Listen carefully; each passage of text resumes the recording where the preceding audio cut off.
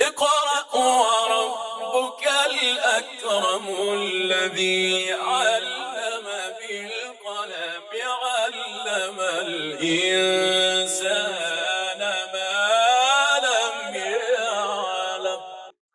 السلام علیکم ورحمۃ اللہ وبرکاتہ۔ محترم ساتھیو، امید ہے آپ سب خیریت سے ہوں گے۔ ساتھیو، آج ہم انشاءاللہ اپنی اس ویڈیو میں سورۃ الحجرات کو مکمل کریں گے۔ آیت نمبر 16 سے آیت نمبر 18 تک آج کی اس ویڈیو میں ہم مکمل کریں گے۔ اعوذ باللہ من الشیطان الرجیم، بسم اللہ الرحمن الرحیم۔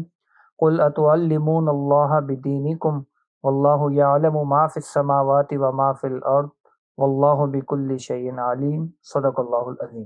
تو آیت نمبر 16 پہ چلتے ہیں۔ آیت نمبر 16 کے شروع میں ہمارے پاس بلکہ یہ حصہ ہم یہاں سے لے لیتے ہیں پہلے۔ اس حصے میں ہمارے پاس قل آ رہا ہے۔ اس قل کو ہم نے اپنی پچھلی ویڈیو میں بھی ڈسکس کیا تھا، آیت نمبر 14 میں، اور اس سے پہلے بھی مختلف ویڈیوز میں ہم اس کا ذکر کر چکے ہیں۔ تو قل جو ہے ہمارا فعل امر ہے اور اس کا فاعل اس کے اندر ہی موجود ہوا کرتا ہے۔ لفظ آ جو ہے یہ ہمارا حرف استفہام ہے۔ تعلمون یہ ہمارے پاس فعل ہے، بھی دیکھتے ہیں اس کی تفصیل، اور اس کے اندر ہی اس کا فاعل بھی ہے، اور لفظ اللہ جو ہے وہ اس فعل کے لیے مفعول بن رہا ہے، اسی لیے وہ حالت نصب میں ہے۔ بی ہمارا حرف جار ہے، اس سے پرانی واقفیت ہے ہماری۔ دین اس کی وجہ سے ہے مجرور ہوا ہوا ہے، آپ دیکھ سکتے ہیں، اور اس کے ساتھ کیونکہ کم کی ضمیر آ رہی ہے تو یہ مضاف بھی بن جائے گا، اور کم کی ضمیر اس کے لیے مضاف الیہ ہو جائے گی، متصلہ ضمیر۔ اب اس میں جو چیز ہمیں دیکھنی ہے وہ ہے تعلمون۔ اس لفظ پر ہم آ جاتے ہیں۔ اس کا مادہ بالکل واضح ہے، عین، لام اور میم۔ مجرد میں یہ مادہ باب سمیہ سے استعمال ہوتا ہے، اور اس کا مصدر بنتا ہے علمن۔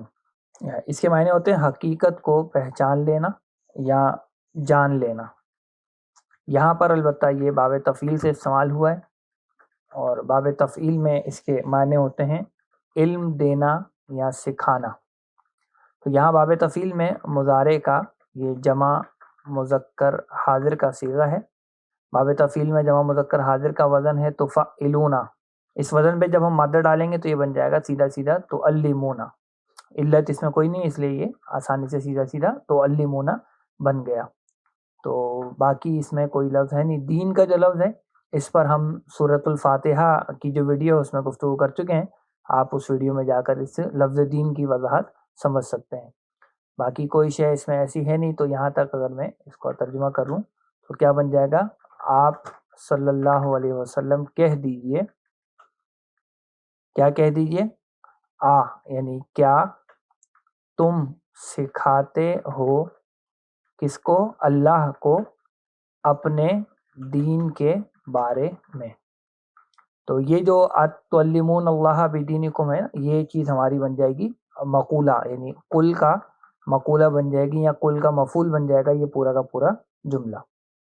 آئیے آگے چلتے ہیں۔ آگے اب ہمارے پاس ہے واللہ یعلم ما فی السماوات و ما فی الارض۔ اس ٹکڑے میں ہمارے پاس جو واو ہے، اس واو کو واو حالیہ کہا گیا ہے، کیونکہ اس کا ترجمہ اور کے بجائے جب کے ہو جائے گا۔ لفظ اللہ جو ہے یہ ہمارے یہاں مبتدا بن جائے گا۔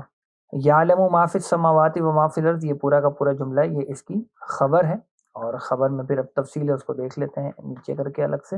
تو اس خبر کے اندر جو یعلم ہے یہ ہمارا فعل اور فاعل اس کے اندر ہی موجود ہے۔ ما ہمارا یہاں موصولہ ہے جو کے معنی میں آتا ہے، فی حرف جار ہے، اور اس حرف جار کی وجہ سے السماواتی ہم دیکھ رہے ہیں کہ مجرور ہو چکا ہے۔ یہ جو واو ہے یہ والا واو عطف کا ہے، یعنی اس کا عطف ہو رہا ہے ما فی السماواتی اس پر۔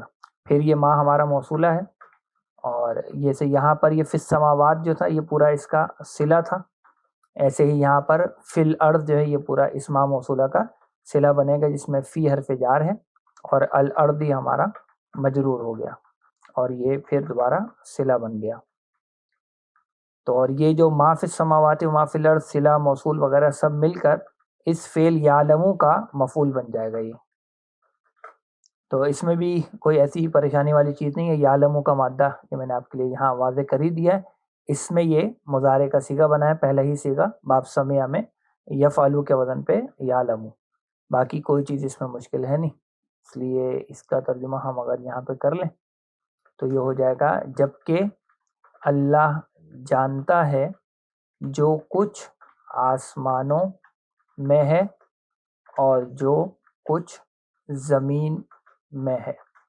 یہ اس کا آسان سا ترجمہ ہو جائے گا۔ اور اس آیت کا جو آخری حصہ ہے وہ بھی بہت آسان سا ہی ہے، وہ ہے واللہ بکل شیء علیم۔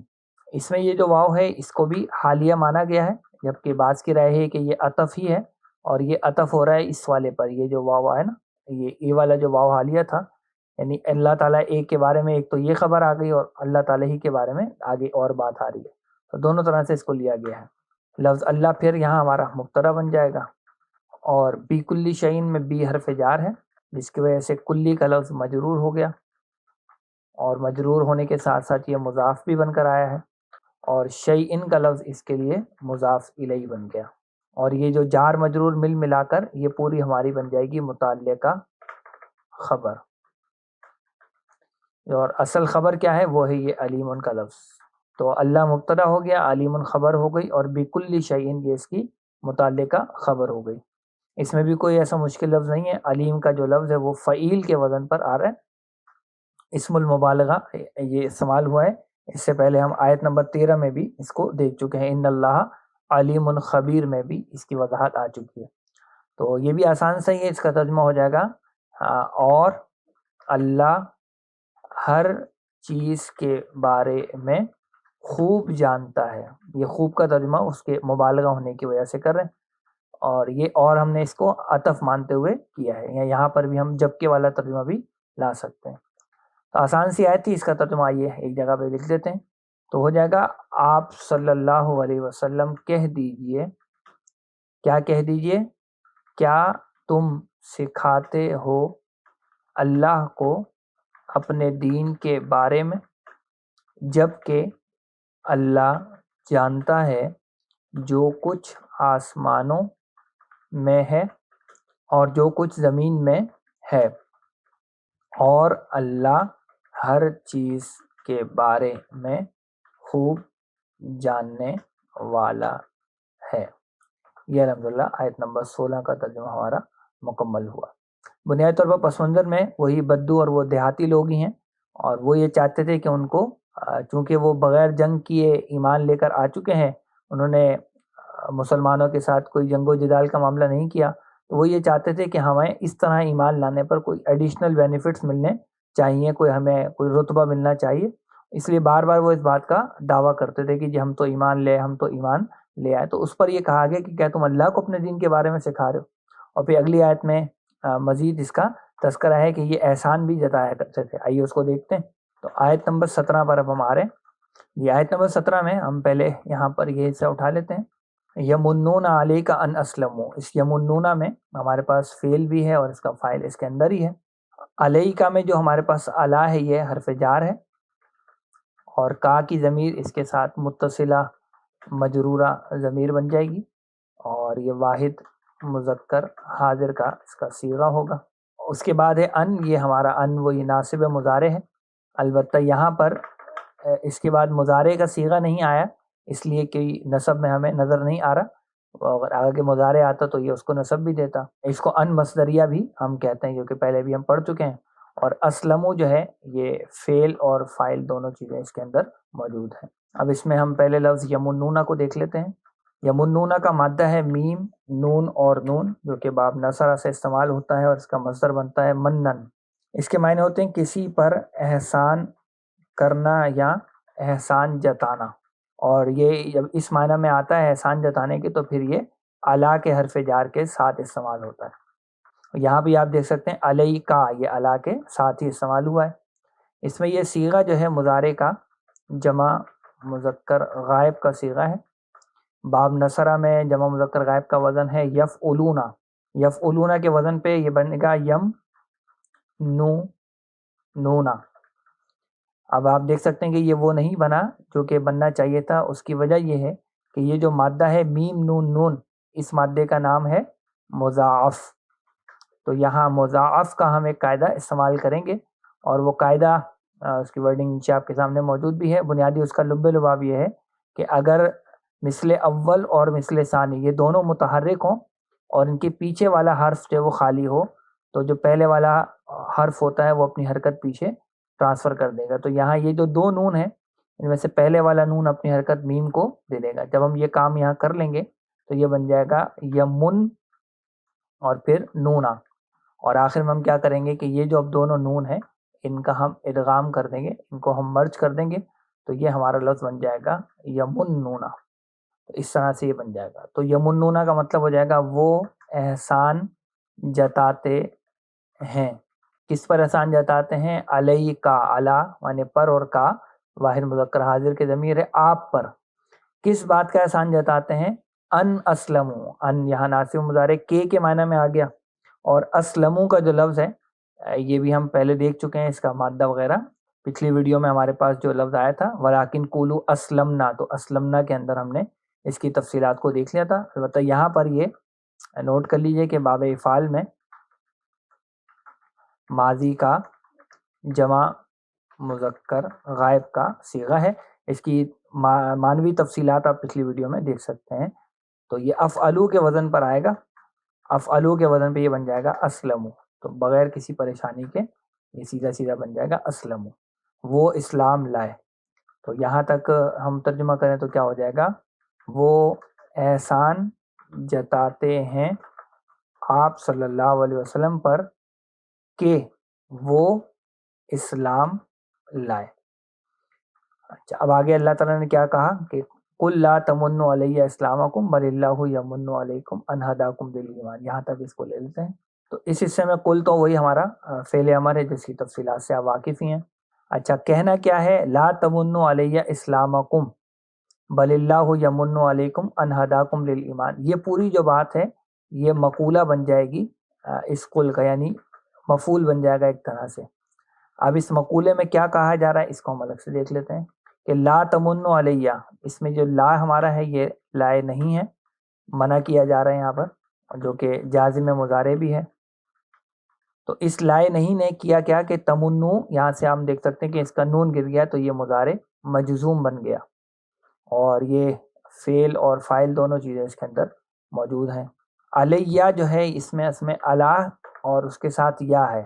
تو علا ہے وہ ہمارا حرف جار ہے، اور اس کے ساتھ جو یا کی ضمیر ہے وہ مجرور ضمیر بن جائے گی، متصلہ مجرورہ، اور یہ واحد متکلم کا صیغہ ہے. اچھا، اس کے بعد ہے اسلامکم. یہ اسلامکم یہ یہاں پر مفعول ہے. جیسے اوپر والے حصے میں ہم دیکھیں تو یہاں جو مفعول تھا وہ کیا تھا؟ کس بات کا احسان جتا رہے تھے؟ ان اسلمو. تو یہ ان مصدریہ کے ساتھ مل کر یہ اسلمو، یعنی مصدر مؤول جو تھا یہ مفعول تھا. اب یہاں پر مصدر مؤول نہیں لایا گیا بلکہ سیدھا سیدھا مصدر ہی یہاں پر آ گیا ہے، اسلامکم. تو یہاں یہ جو اسلام کا لفظ ہے یہ مفعول ہے، اور یہ ہمارا مضاف بھی بن رہا ہے ساتھ میں، اور اس کے ساتھ جو کم کی ضمیر ہے وہ اس کا مضاف الیہ ہے. پھر ہمارے پاس ہے بل. یہ لام پہ جو زیر ہے یہ آگے ملانے کے لیے، اس بل کو کہتے ہیں حرف اضراب، یعنی گفتگو کے رخ کو پھیرنے کے لیے یہ استعمال ہوتا ہے. پھر ہے ہمارے پاس لفظ اللہ جو کہ یہاں مبتدا بن جائے گا، اور یمن علیکم ان ہداکم للایمان یہ پوری اس کی خبر ہوگی. اس کو میں یہاں لکھ لیتا ہوں، یہ خبر ہے. البتہ اس کے اندر کے جو اجزاء ہیں اس کو ہم یہاں الگ سے دیکھ لیتے ہیں. یمنو ہمارا وہی فعل اور فاعل اس کے اندر موجود ہے، جو اوپر ابھی میم نون نون مادہ دیکھا ہے اسی سے یہ صیغہ ہمارا بن رہا ہے. تو فعل اور فاعل اس میں ہو گئے، اعلیٰ پھر ہمارا حرف جار ہو گیا، اور کم کی ضمیر پھر ہماری مجرور ہو گئی، اور ان ہداکم میں ان پھر وہی ہمارا ناصب مضارع یا ان مصدریہ بھی ہم اس کو کہہ سکتے ہیں. اور اس کے ساتھ جو ہمارے پاس ہدا ہے یہ فعل اور فاعل دونوں چیزیں اس کے اندر موجود ہیں.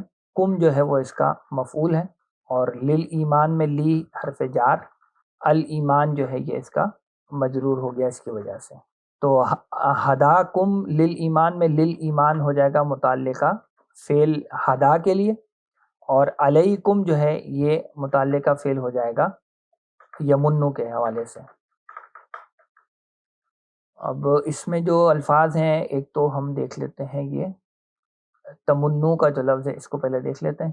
یہ ابھی جو ہم نے اوپر یمنونا بنایا تھا، یہاں آپ دیکھیے یہ ہم نے یمنونا بنایا تھا، اور یہ کیسے بنا تھا یہ ساری ترتیب یہاں پہ میں آپ کو بتا چکا ہوں.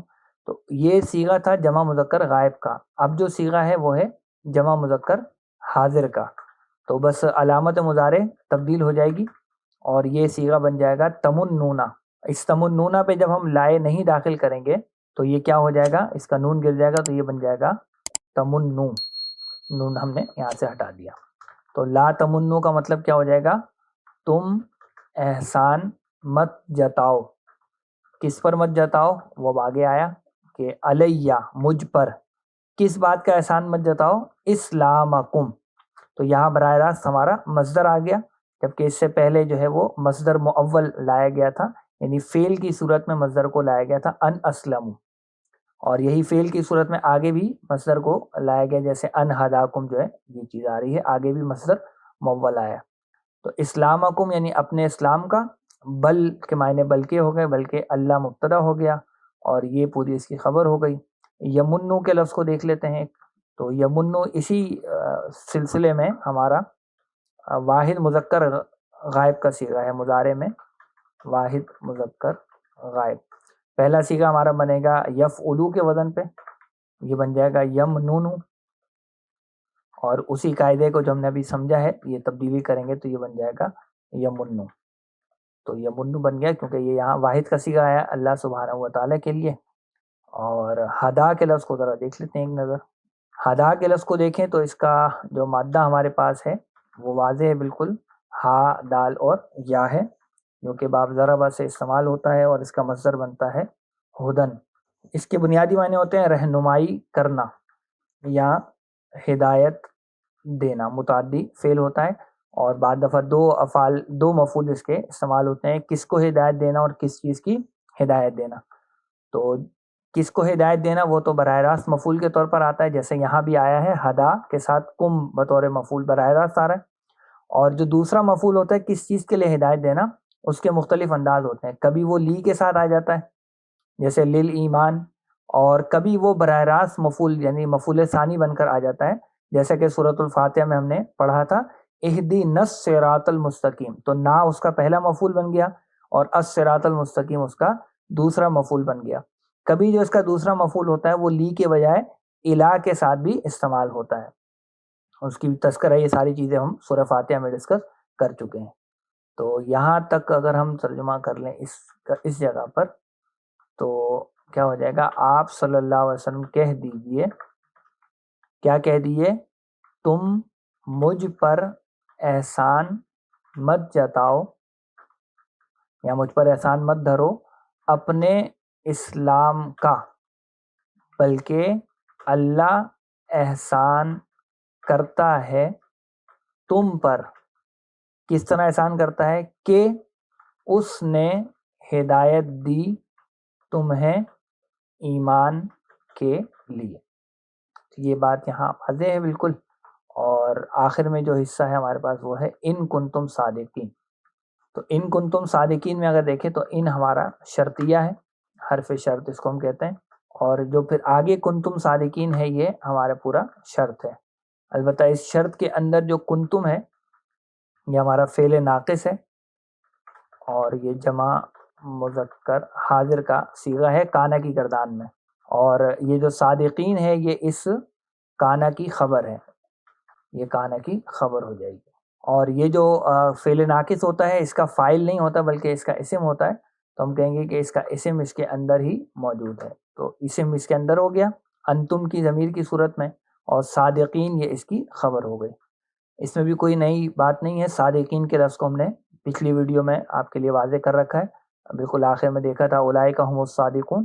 تو یہاں پر میں آپ کو دکھا بھی دیتا ہوں، آپ پچھلی ویڈیو میں تفصیل سے دیکھ سکتے ہیں. یہ لفظ ہم نے پڑھا تھا صادقون، یہ اس کا مادہ اور یہ اس کے معنی وغیرہ.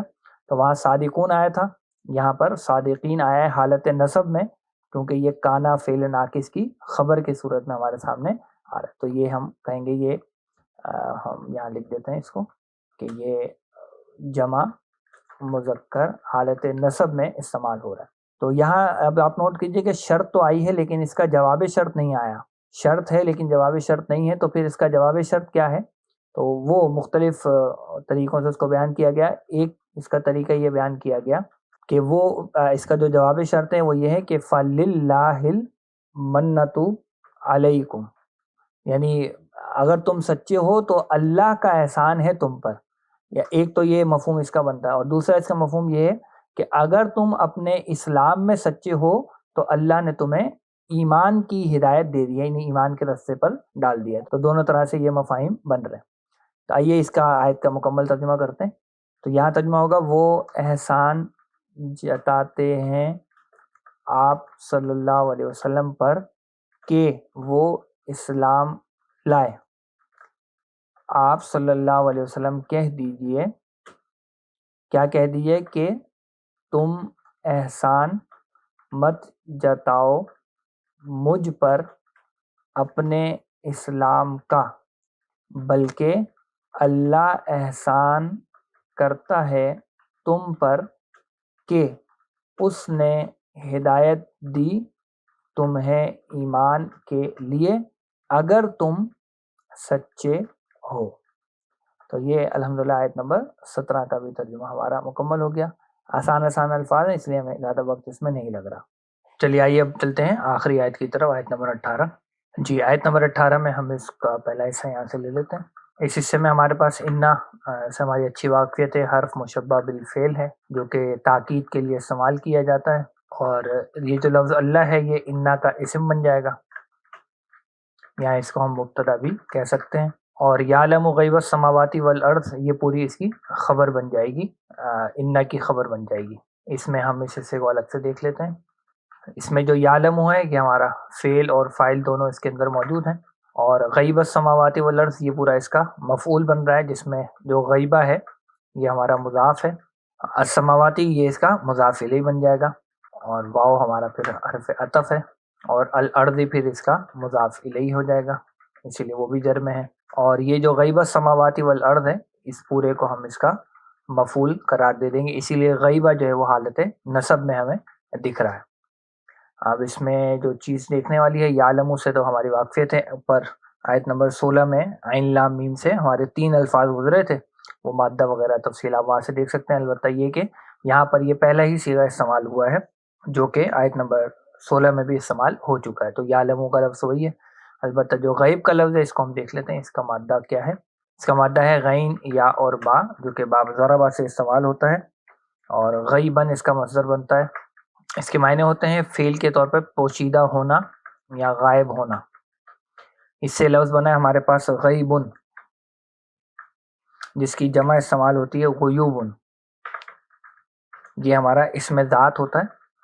اس کے معنی ہوتے ہیں حواس سے پوشیدہ چیز یا بات، تو یہ غیبن کا لفظ یہاں آیا، تو غیب السماوات والارض یعنی آسمانوں اور زمین کی پوشیدہ چیز، یا جمع میں لے لیں تو چیزیں ہو جائیں گی۔ تو ان اللہ یعلم غیب السماوات والارض بہت آسان سے ترجمہ ہے، بے شک اللہ جانتا ہے آسمانوں اور زمین کی پوشیدہ چیزوں کو، اور آخری حصہ وہ بھی آسان سے ہی ہے، واللہ بصیر بما تعملون، اس میں واو ہمارا عطف کا ہو گیا، اور لفظ اللہ یہاں ہمارا مبتدا بن جائے گا۔ بصیرن جو ہے یہ خبر ہے، اور بما تعملون یہ متعلقہ خبر ہو جائے گی، اور یہ جو متعلقہ خبر ہے اس میں جو بی ہمارا ہے وہ حرف جار ہے، اور ما موصولہ ہے، اور تعملون جو ہے یہ ہمارا فعل اور فاعل دونوں اس کے اندر موجود ہیں، اور یہ اس کا صلہ بھی بن رہا ہے ما کے ساتھ۔ پہلے لفظ بصیرن کو دیکھ لیتے ہیں۔ بصیر کا مادہ ہے جی با صاد اور را، یہ باب کرومہ سے استعمال ہوتا ہے، اور بصارتن اس کا مصدر بن جاتا ہے۔ اس کے معنی ہوتے ہیں دیکھنا یا دیکھ کر سمجھنا۔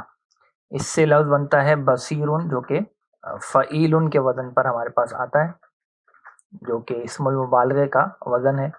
تو اس کے بنیادی معنی ہوں گے مسلسل دیکھنے والا یا خوب دیکھنے والا، مبالغے کا مفہوم اس میں آ جائے گا۔ اور اب دیکھ لیتے ہیں تعملون کو۔ اس کا مادہ عین میم اور لام ہے، جو کہ باب سمیہ سے آتا ہے، اور عملاً اس کا مصدر بن جاتا ہے۔ اس کے معنی ہوتے ہیں کام کرنا یا ارادتاً کام کرنا۔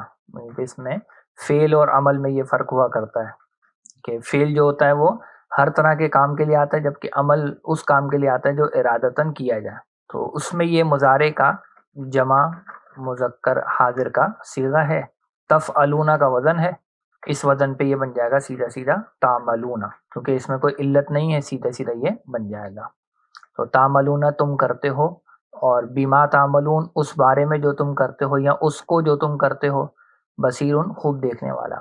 تو آئیے اس آیت کا یہاں پہ ہم ترجمہ کر لیتے ہیں مکمل۔ تو ان اللہ یعلم غیب السماوات والارض کا ترجمہ ہوگا بے شک اللہ جانتا ہے آسمانوں اور زمین کے غیب کو، اور اللہ خوب دیکھنے والا ہے اس کو جو تم کرتے ہو۔ تو یہ الحمدللہ یہاں ہمارا ترجمہ بھی مکمل ہوا آیت نمبر 18 کا، اور الحمدللہ سورۃ الحجرات کا مطالعہ بھی یہاں ہمارا مکمل ہو گیا۔ تو اللہ تعالیٰ ہی کا شکر ہے، اللہ کا احسان ہے الحمدللہ اس کی تکمیل پر۔ آج کے لیے یہیں رکھتے ہیں، انشاءاللہ اگلی ویڈیو میں ایک نئی سورہ مبارکہ کی ترکیب اور تجزیے کے ساتھ آپ کی خدمت میں حاضر ہوں گے۔ تب تک کے لیے اجازت دیجیے۔ سبحانک اللہم و بحمدک، نشہد ان لا الہ الا انت، نستغفرک و نتوب الیک۔ السلام علیکم ورحمۃ اللہ وبرکاتہ۔